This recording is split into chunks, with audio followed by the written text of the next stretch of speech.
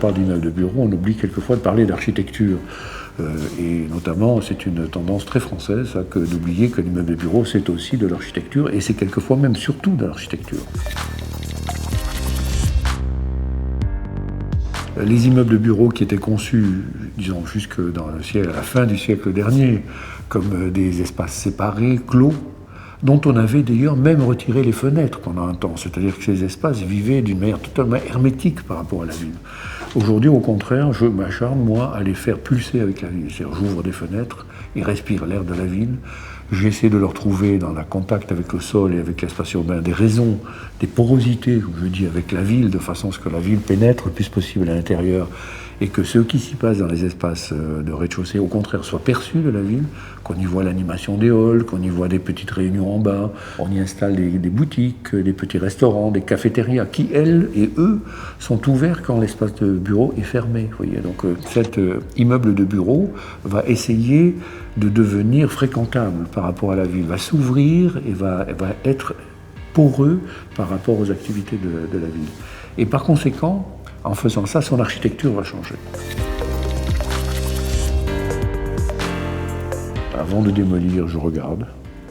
Et à de nombreuses reprises, et de plus en plus, je me trouve confronté à la question de la conservation. L'immeuble ne doit pas être démoli, il doit être conservé, modifié, transformé, quelquefois métamorphosé. J'essaie toujours de tirer cet élastique sensible qui part du patrimoine et qui va vers l'architecture moderne. Et par exemple, à Issy-les-Moulineaux, nous allons récupérer, remettre en valeur une grande halle de structure Eiffel, qui est une halle très connue, puisqu'elle avait servi de siège social à l'EuroRSCG pendant longtemps, au bord de la Seine, que nous allons reconditionner, redessiner d'une certaine manière et remonter à part entière comme un des lieux de cet espace de travail. Donc, et là, on recrée un lien, en quelque sorte, à travers le temps, entre le 19e siècle et le 21e siècle.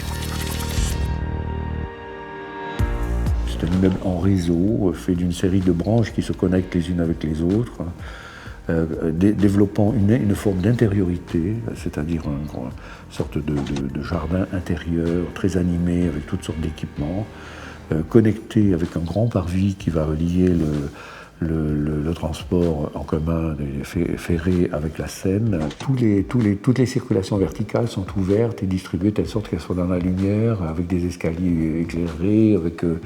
Et donc tout ça contribue à créer un lieu qui est baigné de lumière et qui stimule en permanence les gens qui y travailleront.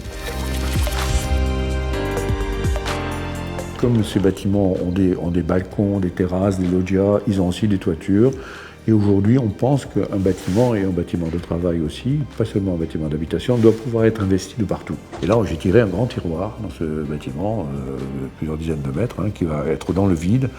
Et ça c'est un truc à couper le souffle. C'est-à-dire dire, ça c'est extraordinaire cette chose-là. En même temps, quand on est sur ce tiroir, on a une espèce de sensation avec l'espace et avec le vide. Et quand on passe, on a l'impression que ce bâtiment donc, est sorti de sa monotonie et que quelque part, quelque chose d'audacieux s'est passé.